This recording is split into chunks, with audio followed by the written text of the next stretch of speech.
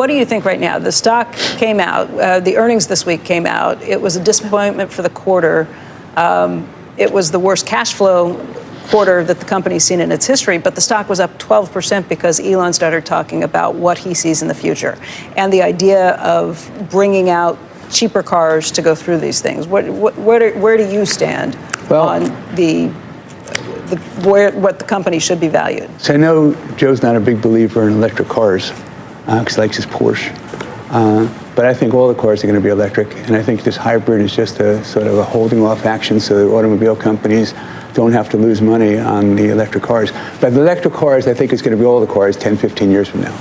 And I think hybrids, I know you love hybrids, that's not going to last either. They're too expensive and they're not effective enough, and they're not going to be part of the mix either. So it'll be all electric. And so what I think is going to happen is that the reason the stock is down is not because of the quarter. The reason the stock is down... Well, the stock's up because of the stuff that he said. Well, the stock's down so much. Well, it's down 35% year to date. It's down 1%, or it's up 1% over the course of the last year. Yeah, it's not so exciting to be up 1% in a year when everything is, the market is so strong. I don't worry about short term, but I do look around all the time and see everyone getting rich, and I'm not poor, but I haven't made a lot of progress in the last 3 years. So therefore, I think it's like a rubber band. I'm going to catch up again. So what I think about the reason the stock is down is because people were concerned that he was going to abandon the idea of having a low-cost car and go all into robotaxis. That's the reason the stock is down. And then there was a report in Reuters said he's canceling this new factory that's going to make low-cost cars, $25,000 cars, competition from China. So there's only one company in China that's profitable, by the way. That's BYD, Warren's company, Buffett's company. And that's a company makes $1 billion a quarter, and our company makes $4 billion a quarter. No one else makes money. Ford loses so much. General Motors, everyone loses money on this. It's much more complicated to make these cars. It's interesting. I was talking yesterday about motors. So motors in a car cost $5,000 a car. That's what the normal, these 100-year-old companies cost them $5,000. We can make a motor for $1,000. Cost $5,000. So they get... Yeah, but then you have to have a battery that's more expensive. Oh, no, I'm talking about if you're making the internal combustion engine cars. I'm just talking about how stagnant businesses become and how used they are to operating the way they've always operated, that they don't look for new things to do, new ways to operating oriented toward making things cheaper. He can do things for $1,000 that other people cost $5,000. It's amazing. That's if he wanted to be an electric car, a gasoline car company. All I'm pointing out is that people get entrenched and they do things without trying to make things better and cheaper and faster all the time. There's no incentive to do that. So Munger says, "Show me the incentives, and I'll show you how people act." And that's the idea, that the incentive, what's the incentive for someone who's 55, 60, we got to get off of this. But the idea is that's the reason stock's down. And now So what's the reason it's going to go up, and when? Oh, it's going to go up huge. When? And now. I mean, now is the bottom. Okay. And so what they're doing is they're going into robo-taxis, and they're going to make the low-cost car. So they're making the low-cost car, except they have excess capacity right now. They have capacity to make 3 million cars a year. They're making 1.8 million. So the 1.2 million cars they can make extra in an existing facility with no more capital, and they're not going to make the cars direct cost as cheaply as they did before, as they expected to. But overall, until they expect to do 5 million of these new cars. Can I ask you a robo-taxi question? Because that is, I think, the future of this company, yes. And a lot of the value is relying on that. The question is what you think the genuine timing of a robo-taxi that's reliant on cameras only, and this has always been the question about can you do it with just cameras relative to what Waymo and Cruise have done, and there's been even questions about that, using the radar and the LiDAR and the whole rig that lives on those vehicles. Well, we have a small investment in Cruise because I wanted to see what they're doing. And Waymo is... their cars are $250,000. Because of all of the sensors and all of and they're trying to take cost out. And for us, it's software. And so basically, the advantage that we have right now at Tesla is that they've sold 6 million cars, and 3.5 or 4 million are collecting data. So the data is what's really valuable. They're doubling their amount of compute every 90 days. I don't disagree with you. The question is a timing question of how quickly you can actually put these things into the wild. I was just in California. Last Sunday, I was in Vail because I want to see what they're doing with AI in the mountain and capital spending. And then that was on Sunday. And then on Monday, I was in SpaceX in LA in the morning with some engineers and some finance people. And the afternoon, I went to Tesla, and I was with the autonomous driving people and also the compute people. And then afterwards, they said to me, Ron, would you like to see how we've made unbelievable advances? The first 11 versions had to be designed so that they had to code every single thing that happened. Right, and now it's all AI. It was impossible. And so therefore, they weren't making progress for 2 or 3 years. They were at a plateau. And now what's happened, they have version 12. They have all this enormous amounts of data, and now they have compute to figure out. Humans can't do it. Now they have compute to figure everything out. And so now you're on the verge with autonomous driving in your car. So I said, okay, show me. So we do the few hours, couple, 3 hours. And then before I'm going to go back to New York, I say, okay, so I want to see how it works. So we go into the parking lot, and we get into the car, and I have an analyst with me, and then they had the compute person, and they had an investor person. And so we're sitting in the car, and so where do you want to go? So I want to see Steve Jobs' house. And say, okay, so they punch in the address, and we get into the car drives around by itself. Didn't do it, all we did is punch it in. Drive around the parking lot, goes to the road, there's traffic going both ways. It looks both ways, looking for an entry to get in. Gets an entry, pulls in, makes a left-hand turn, drives right behind cars in front of us. There's a stop sign. First car stops, goes. Second car stops, goes. We pull up to the stop sign. Car looks both directions, makes a right-hand turn. Just drives. And then all of a sudden, there's a pedestrian crossing the street. The car stops to let the pedestrian cross the street. The pedestrian, I don't know if I was being set up on this, but the pedestrian waves, and then the car starts going again. Then it pulls up, then it makes a left-hand turn, and then goes in front of Steve Jobs' house. It's a nice house. It was just a house, though. I was expecting a house, but it was a house. And so stopped in front of Steve Jobs' house. Then he has that house, and he doesn't, his wife does, the house next door. Then they had looks like 3/4 of an acre for sale next door for $15 million. They don't go back. That's a little creepy, it drove Ron. all by itself. Yeah, all drove by. Take me to stalk somebody's house. Drove all by itself. So what's going to happen is that I thought the idea had been that you're going to sell a lot of cars. So as a result of that, once they have those cars out there, you'll sell autonomous driving. And he said the other day that he's negotiating to sell autonomous driving for some other cars too. No one has the compute, no one has the data. That's the long-term thing. If Tesla's everywhere, just like if they're making cars, if they're making cars, they make $7,000 in profit a car for a car they're selling for $35,000 minus the $7,500 credit. What's your timing? But just give me the timing. That's the whole game. Now. It's now. Before we continue watching the rest of the video, I just want everyone to know that right here is where CNBC cut their video on their official website. This clip has not been uploaded by them on YouTube. We have found the original clip and will play this last and most important part of the video, just to let you wonder, why would CNBC cut their video before the most important information is yet to be said? Let that sink in for a moment and let's dive right back in. People think it's forever, but listen to how much you're going to make. So they're making $7,000 in profit a car for a car that they sell for. Do I have time? How much time we got here? We're running short on time. Yeah. We've got about 4 minutes. When I say now, you believe on August 8th they're going to make that they're going to announce robotaxis that will be available now for 20,000. Well, they're going to talk about it in August. 08. $20,000 car, they're going to make $40,000 or $50,000 a car a year. And if they have 1 million cars, 2 million cars, 5 million cars, they're going to make hundreds of millions of dollars. I believe that's the promise of the company, and I think it's amazing. The reason I'm asking the question about the timing is I think there's a view that those vehicles are not comparable yet to what Waymo or the other guys are doing. And by the way, those guys can't even do it in some cities, most cities actually. You will be amazed at how quickly they'll come. I mean, maybe it's not this moment in robo, but it's certainly this moment in autonomous. And for the government approval that would come with that? Well, it takes a while for all those things to happen, 2 or 3 years for everything. But they're going to make hundreds of billions of dollars a year on that business. Hundreds of billions, not including the batteries, not including the AI, not including robots. I'm really glad it stopped for that pedestrian.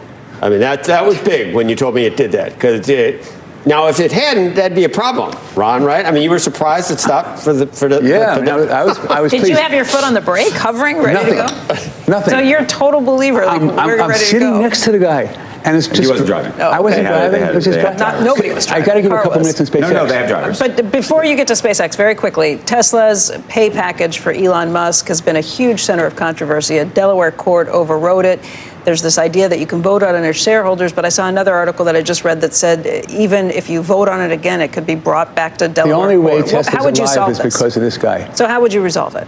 Well, I think that the class action lawsuit for someone who had 10 shares or something, and the lawyers wanting $5 billion, that's crazy. And so the way it seems to me is this, there was a contract that was arranged and arrived at and agreed to, and how do you go back on a contract? This doesn't seem fair. And the only reason the company is surviving because the guy slept on the floor under his desk for. So let me go SpaceX. But let's do it because we're running real short. SpaceX, we've been investing in, so 2014 to 16 with Tesla, 2017 on, we've invested $900 billion now in SpaceX. It's now worth $2.3 billion. We have a partnership that's $650 million of that. I think that we're going to make a double in 2027 when they go public. 2030, I think we'll make another double. And in the 2030s, I think we can make 5 times again. So I'm thinking about 20 to 30 times your money. What they have is that they have the only way you can get to space for nothing. Because, well, not for nothing. It's $20 million to costing us right now. It's about to cost us $6 million to get to space. It costs other people $100, $200 million. So we get to space cheaply because we use the rockets over and over and over again, like an airplane. And then what happens is that we have the internet for the entire planet from space. So Elon owns 48%. Google owns 7%. We own 1.25%. We buy more. So most people have partnerships. They charge 2 and 20. We charge 1%. On the way to 0.5%, no carry. And the reason for that is this is a customer acquisition tool. I want people to know that we're doing them a favor. This is a way I want to make sure all of my mutual funds are on it. This is customer acquisition for me. I want to know that all of my, I want to be on all the platforms for all these brokerage firms. That's what we're doing for that. And the opportunity here is that Goldman Sachs and Morgan Stanley think that the internet opportunity is $1.2 trillion in revenues a year. Elon thinks he's going to get 50% of those revenues in the next 15 years. And that's for a company you're valuing today for $180 billion, last year $150 billion. And I'm so excited about this. So I was reading about Sam Altman, who doesn't get along very well with Elon, of course. And he said that the way you become really successful is by doing things distinct, different from everyone else. And everything you do makes everything you've done before just a footnote to what you're going to do next. I think SpaceX has that opportunity. Wow. Anyway, it's mind-boggling when we can't even get our minds around what the potential of cheap travel into. Suborbital or even it's the internet. So if you want to have equal distribution of wealth, you have to have everyone knowledgeable. You have to have education. The only way you get it is with the internet. And so basically, there's 8 billion people on the planet. 30% don't have the internet. And in order for us to make a quadruple by 2030 means that we'll have 50 million customers and $60 billion of revenues. We're now growing about 30–40% a year, and we have now it's $12 billion of annual revenues, $5 billion in cash, no debt, and growing. And everyone, they do offerings of $750 million twice a year for employees. The company, and Elon buys, he owns 48%. It's not quite enough. So he still adds. And so my feeling is that this is a business that when people start seeing financials about it, they're going to be so excited. They are 3 or 4 times oversubscribed, every one of these offerings, with no investment banker in 5 days. 5 days. So the biggest buyers are the biggest, Fidelity, GIC, they're the biggest buyers, and Blackstone. What an explosive interview. If you're a Tesla investor or simply interested in the future of electric vehicles and autonomous driving, you're in for a real treat today. First off, thank you for tuning in to InvestMinder. If you're new here, don't forget to subscribe and hit that notification bell to stay updated with our latest investing videos. We aim to provide valuable insights and analysis on various investment opportunities. Now, before we dive deeper, a quick disclaimer. We are not professional financial advisors, and this content is for educational and entertainment purposes only. Please conduct your own research and consult with qualified professionals before making any investment decisions.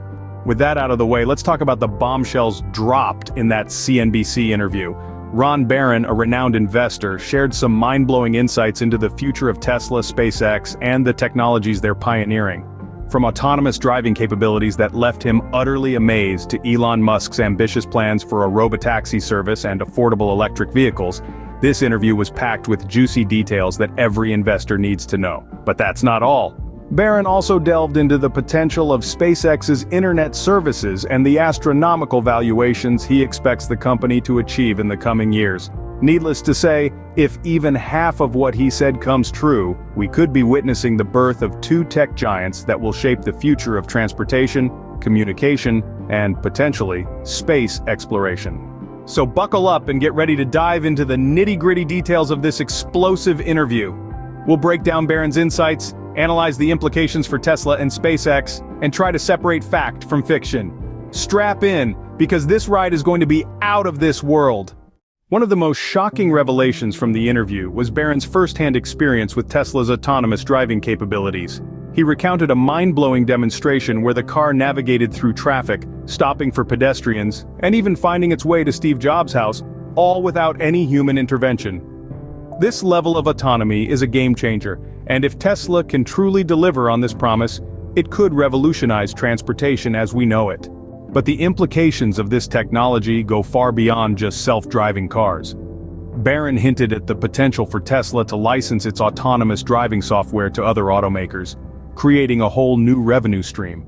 Imagine a world where every car on the road has access to this level of autonomy, improving safety, reducing emissions, and ultimately changing the way we think about transportation. Of course, with great innovation comes great skepticism. Many have questioned whether Tesla's approach, relying solely on cameras and computer vision, can truly match or surpass the performance of systems that incorporate additional sensors like LiDAR and radar. Barron seemed convinced that Tesla's data-driven approach, coupled with its massive fleet of vehicles collecting real-world data, would give them a significant advantage in this race. Another bombshell dropped by Barron was the potential for Tesla to launch a robotaxi service, allowing owners to essentially turn their vehicles into autonomous rideshare cars when not in use. This concept could disrupt the entire rideshare industry, cutting costs for consumers and creating a new income stream for Tesla owners. However, the regulatory hurdles and public acceptance of such a service could prove to be significant challenges.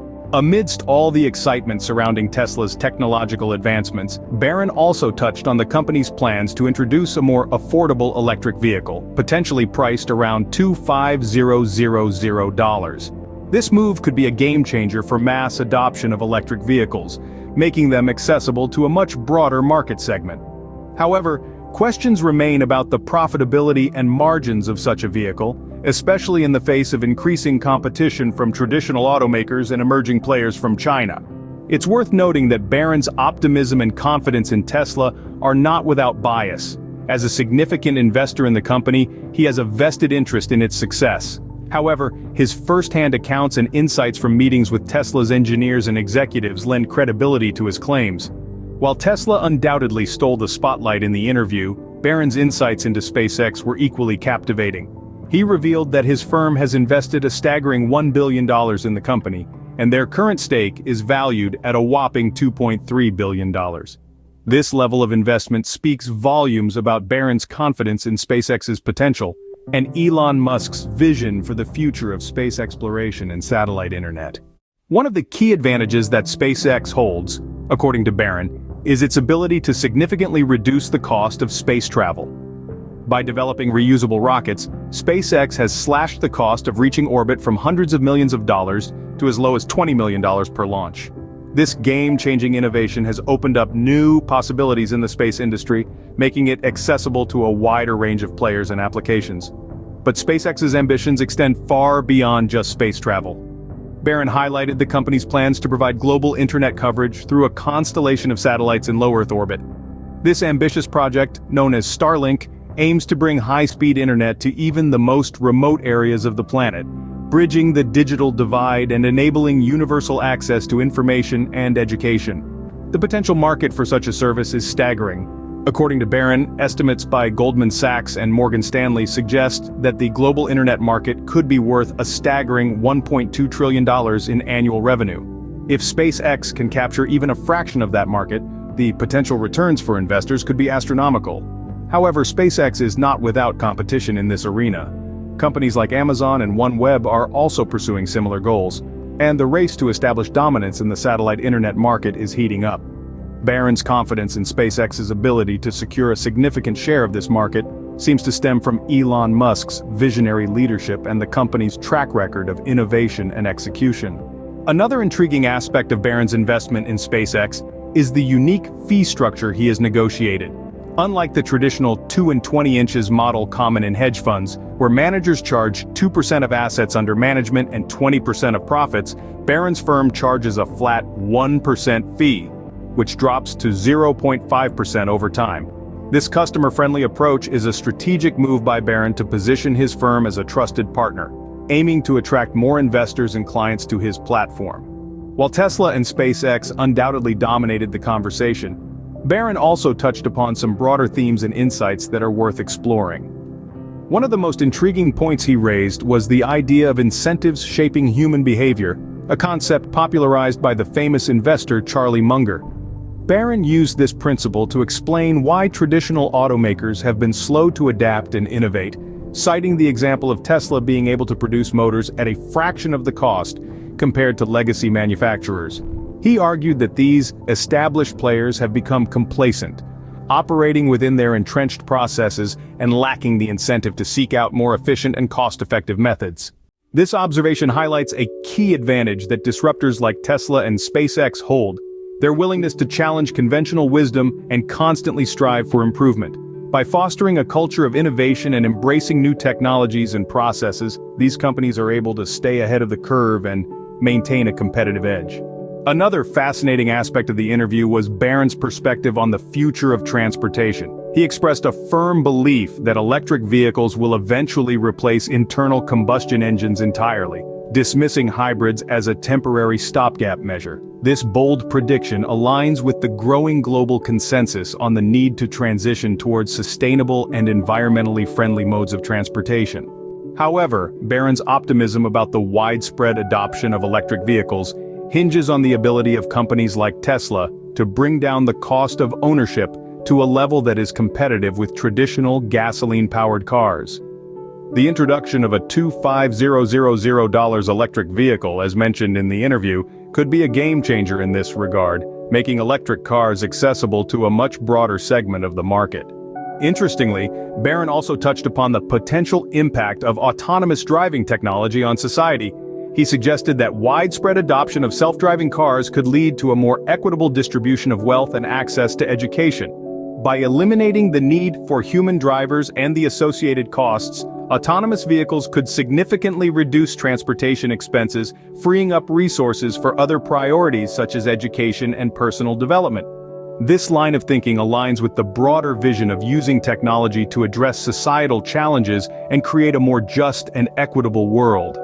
If autonomous driving can truly deliver on its promise of increased safety, reduced emissions, and lower costs, it could have far-reaching implications beyond just the transportation sector. What a whirlwind of information and insights has this video been! From mind-blowing demonstrations of autonomous driving capabilities, to astronomical valuations, and ambitious plans for space exploration, this interview has truly opened our eyes to the boundless potential of visionary companies like Tesla and SpaceX. As investors and technology enthusiasts, it's both exhilarating and humbling to witness the rapid pace of innovation and disruption unfolding before our eyes. The ideas and technologies that once seemed like science fiction are quickly becoming reality, challenging our preconceptions and forcing us to rethink the very foundations of entire industries. While the path ahead is undoubtedly filled with challenges and uncertainties, one thing is clear: those who embrace change and have the courage to think differently will be the ones who shape the future. Companies like Tesla and SpaceX are leading the charge, pushing the boundaries of what's possible and inspiring others to follow suit. As we wrap up this exploration of Ron Barron's explosive interview, we can't help but feel a sense of excitement and optimism about the future.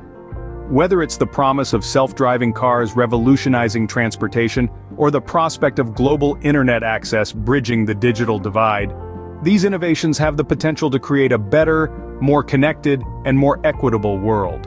So let this be a reminder to keep an open mind, embrace change, and never stop questioning the status quo. The future belongs to those who dare to dream, and those who have the courage to turn those dreams into reality.